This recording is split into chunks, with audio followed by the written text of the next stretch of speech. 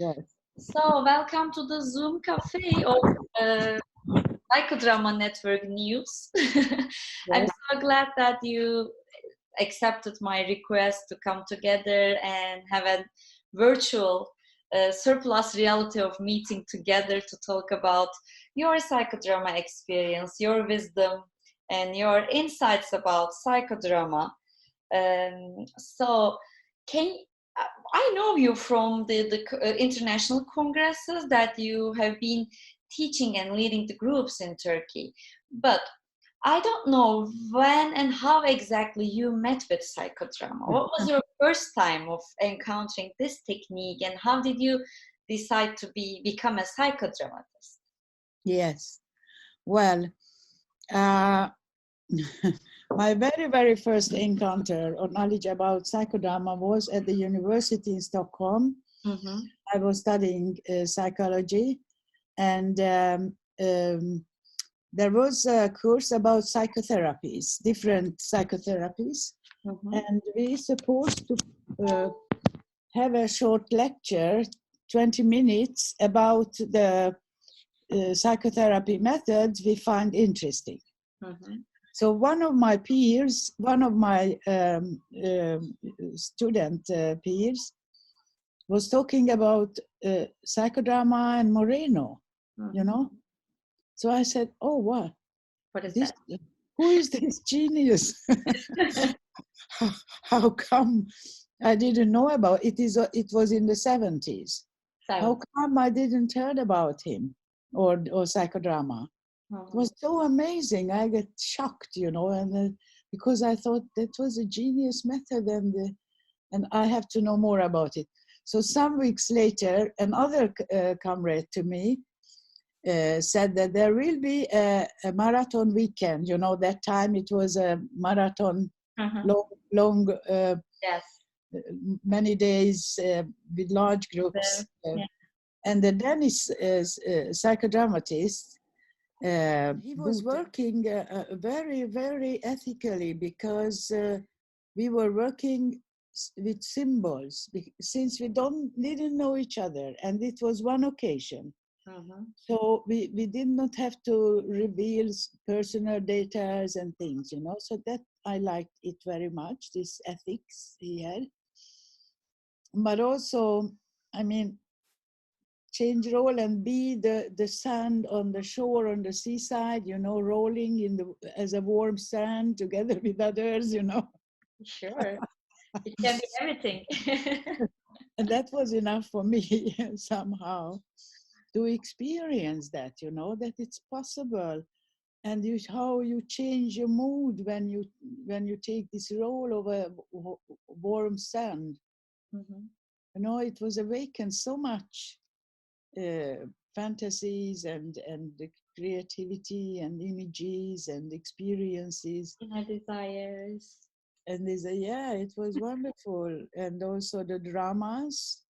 So I mean, you could be the backpack as a burden of a person, you know. I, as many people, being hesitant about entering and enrolling a psychodrama group because I don't know how to act, I cannot do anything, I'm not good at playing, or like how can I reveal my secrets in the middle of strangers. So this is the perfect tool that psychodrama uses, with images, symbols that evokes something within you without just revealing your secrets at Yeah, once. yes, you don't have to, as Serka used to say, go from the periphery to the center. You don't have to try to start with the trauma, but you start with to be more playful. You know, I call psychodrama as a play therapy for adults. Yes, I like that.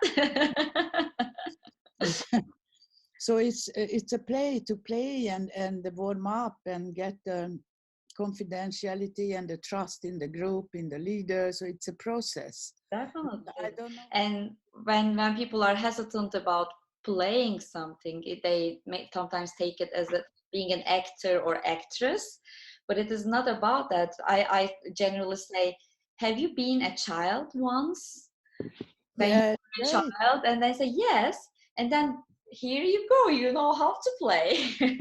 Yeah, it's the children's way to learn the word, to play. Yeah, it's a very deep learning. Road. I Mm-hmm. think it is the same thing that everybody was a child, and it is a natural method, Mm-hmm. psychodrama, and because you are remembering your life in actions, in scenarios, in Wow, happenings. that's a great That definition. in our memory, it's storage. It's stored in pictures or meanings or lines, but in actions, stories. So from the narrative to go to action, it is not a big step, you know. Mm-hmm. So it's quite all over the world. People understand it immediately. Yes, I remember translating a few of your groups. So without speaking the same exact language, I was Mm. that was the you were my first international leader that I translated, and I was Yes. amazed how you were talking in another language and they were talking in another language, and I was translating those semantics, but the action was itself. There's you were easily understanding what this person is doing on the stage. I was so amazed by that. Yeah, because the communication, it's 70%. It's nonverbal, you know. Mm-hmm. So you have to read it and you understand each other nonverbal Mm-hmm. communication. Except sometimes in Bulgaria they said they do like this, it means no, and they do like this, and it means yes. Oh. So can we conclude that the technique itself is very universal, but also there are some cultural variations of nonverbal Yes, and emotional expressions? yes, yes. Okay. Not emotional expression. The emotional expressions is quite clear, Uh-huh. non-verbal, clear messages, Uh-huh. but the gestures sometimes. Uh-huh. But then you have to be sensitive to see how close you can go to what is your space, you know, your personal space, and whom do you let in or not? What is your limits? Mm-hmm. Do you have a favorite place to teach in the world so far? Everywhere. I mean, it's so rich and so fantastic, and I like very much also the former socialist countries. Mm-hmm. It's very quite can be quite heavy, Mm-hmm. and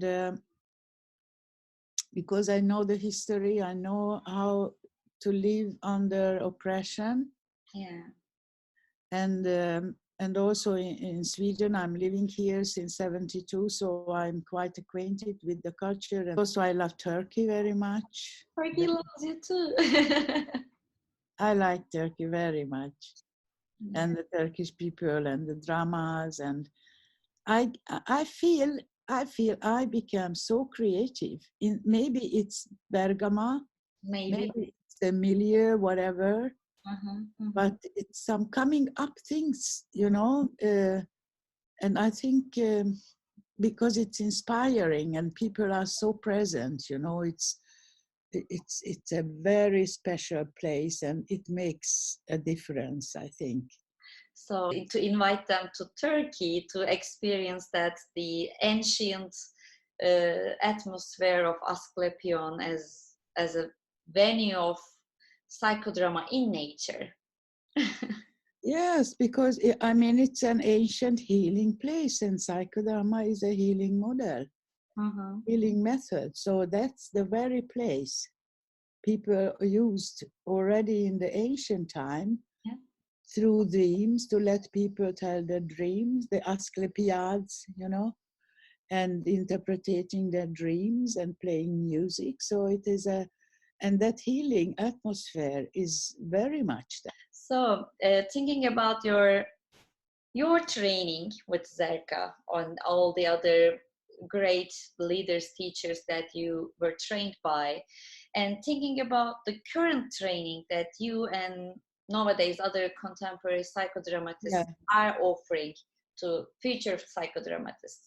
Is there any similarities or differences, not in terms of a criticism, but in terms of of course, I understand. Circus training was like a flow, you know, a flow, and because she started with directing dramas, and she had mini lectures from Moreno's philosophy. She was quoting her all the time, so I have in my head. But later on, we started to process her dramas and put questions. And later on, we started to direct, and she made an analysis, and also the group made it. And she was the examiner when she felt that we were ready. So in the same group, she made the examination, and we wrote a thesis. So it was a kind of organic growth. Now, the training are more structured, more differentiated in different levels, the self-experience, the assistant level, when you learn the techniques and the theory, and then you practice yourself within the training group. And then you have your own directing, your own group under supervision. So it is, it's structured and different, and also the literature is much more broad. And with the help of technology, we carried the surplus reality into virtual reality as well. Here you are in Stockholm, and I'm in New York, and we are simultaneously, spontaneously, at the same time doing this conversation. And this is also training for me. I'm still learning from you. You know, when I had yesterday supervision on Skype, and with two students who are making their first group, and I let them change role, you know. So they like this, you know, to please take the role of this person, and imagine how it is, how she is experiencing this and that. So it went perfectly. And if you would to describe psychodrama in one sentence, what will be your definition of psychodrama? I can tell a story. My students were working with young people, Gypsy, Roma people. And it was so difficult, many years ago. And it was so difficult. They were picking up them by car, give them breakfast, go from village to village to pick them up, these young people. And one morning they went and ring the bell in the fence, and the mother of the girl came out, and the dog was barking, you know. And they said, "Oh, what is psychodrama? What is psychodrama? What is this? We have the cleaning day today. We are washing the clothes, so she cannot go today. What is it anyway?" And I told them, well, if you can explain in 2 sentences what psychodrama is, with a barking dog, shouting, Mom. so then you understood what psychodrama is. So now you ask me the same question. Yeah. And do you have a specific personal definition of psychodrama that you think defines your experience and your? I think psychodrama for me is an enlarged life somehow. It's the same as life, but it's in a very strong stage like. So everything is more visible, more maximized, because it's so big and obvious. So you cannot hide. No, I don't see this, or I don't experience this. Because on this special place, this magic place of the sea, of a scene,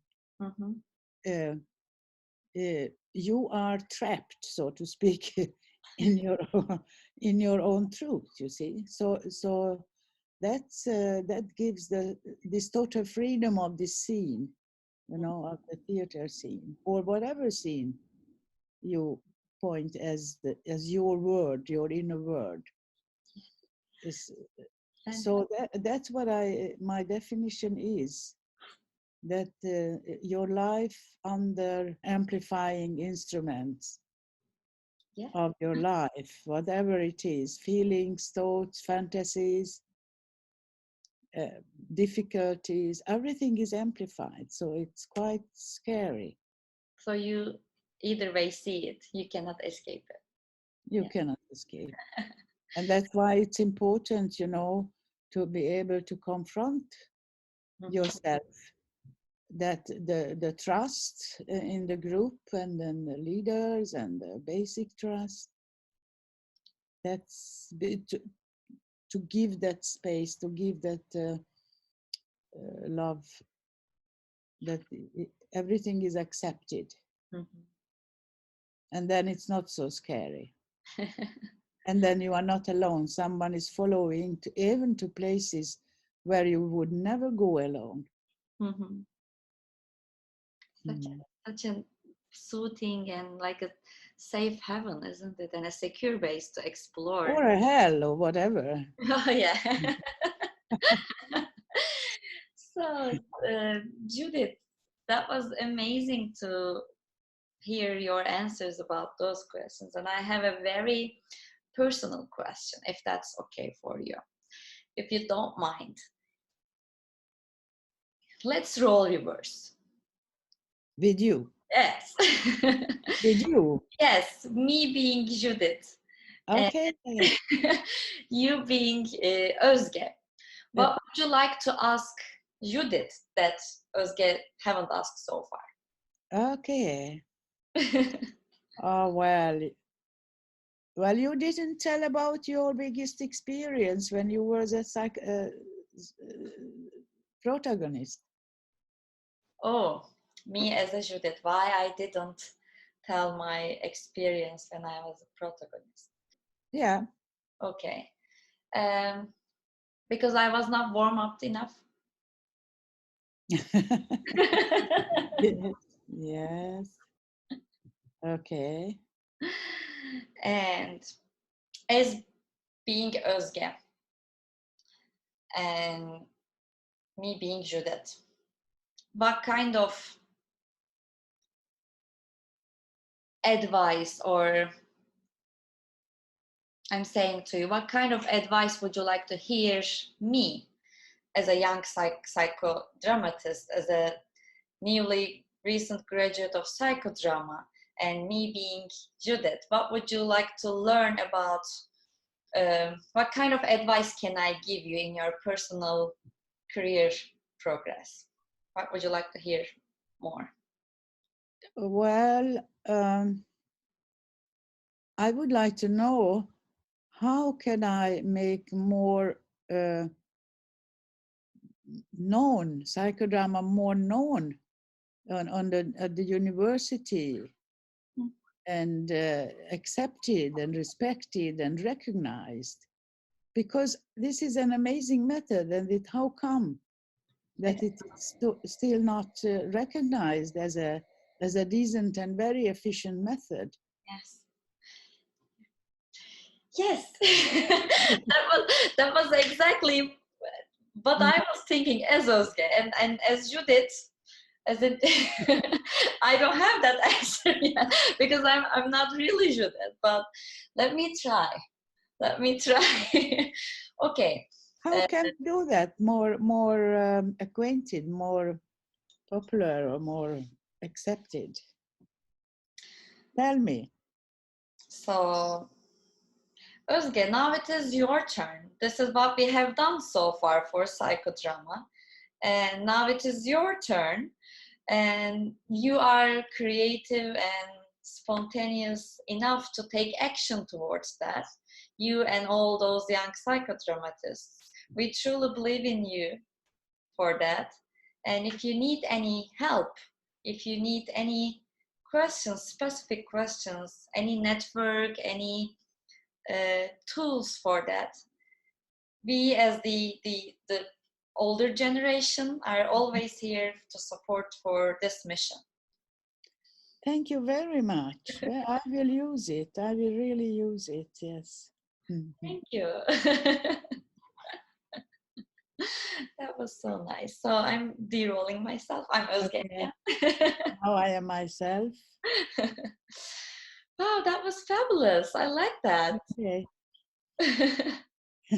This was exactly what I was thinking and asking to myself. How come all those people who do any kind of group psychotherapy don't know that group psychotherapy comes from psychodrama?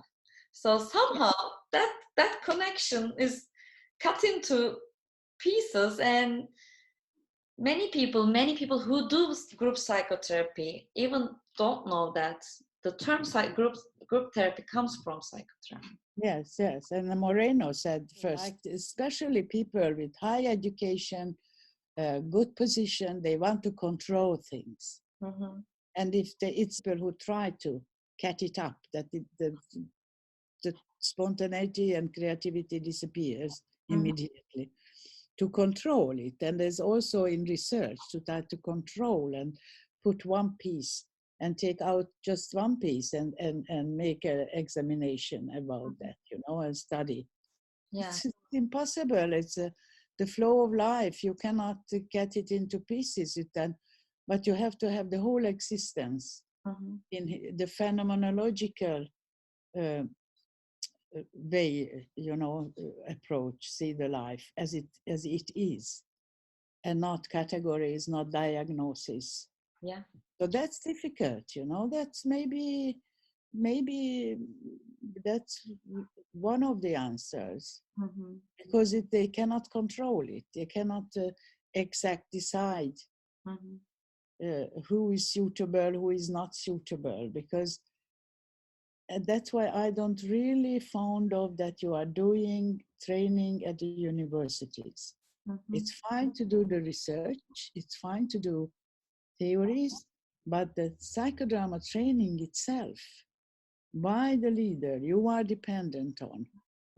Yes. It's not healthy, because you can make a graduate from a university if you are not too dull, if you are not too stupid.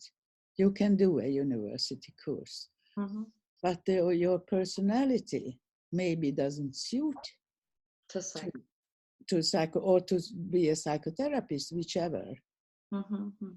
So it's other measurements and the universities are doing. So the tendency to hire the reputation of psychodrama is one way that people try to do, to put it at the university as a university course. But I don't know. It's not that easy. It's not that easy to make psychodrama evidence-based because of the client focus, the human focus of it. It's difficult to measure relationship, and the whole context of a person, the social atom. We are existing as a part of a social atom, not alone. It's difficult to see and to measure. We should evidence-based the therapist and not the method. Oh, good. You see, that's the point. How many people could you help? Show the evidence. That would be something. Interesting. About my experience in my attempt to make it evidence-based in my thesis. So obviously it is so hard to measure the quantify the amount of progress people are making. So obviously I used some self-report measures before as a pre-test and after as a post-test. And I found some interesting and insightful results about that. For example, awareness. We always say that psychodrama increases awareness of what's going on in our life, right? And awareness results, the self-report awareness results did not change in my surveys. It is not changed, but in terms of quality of life and not the quantifiable measures, so I use mixed method, both quantitative and qualitative methods. But those people in my group were saying, oh, I didn't realize that I was not aware of these things. And I told you that my awareness was at that level. And now I say that my awareness is at that level. And those amounts are the same in terms of numbers. But the quality of that awareness changed. They were assumed that they were aware, but they were not.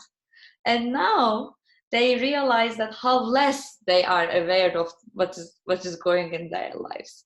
So this is I think, very good example of the importance of the quality of our measures, the progress itself over the numbers, over the quantity. Yeah, it depends on how you define the awareness. I mean, it can be an awareness that I know about that I have this bad habit, whatever. But not in the deep level, and they gain a deeper understanding of their life, and the awareness is getting deeper. They are still aware, and they were aware, but on only an intellectual level. But now they on an experiential level, and on an emotional level, on a social level. I think that it depends also how we ask and how we defined whatever measure we have. What does awareness mean? And then to make a scale of that too.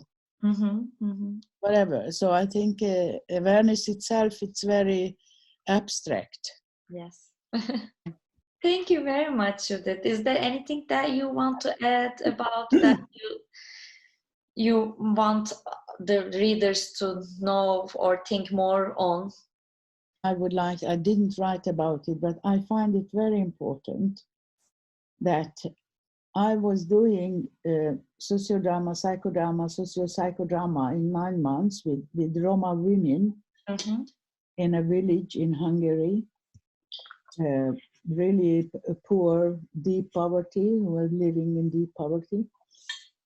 After that, we made a theater play about their lives, their life stories. The theater director was with me, and we were playing it in theaters, and it became a huge success. The women were playing themselves. And also we were invited to International Theater Festival in Dresden. And it's something big because it's the dream of Moreno. We realized the dream of the Moreno to develop theater also as a participatory theater. The people playing their life much better than any other actor. So that's something very special. Yeah, thank you for sharing this with us. Thank you. Okay, and thank you for interviewing me and talking. Sure, that was my pleasure to learn more about your ideas and experiences. Love ya. Ciao. Bye-bye. You too. Bye.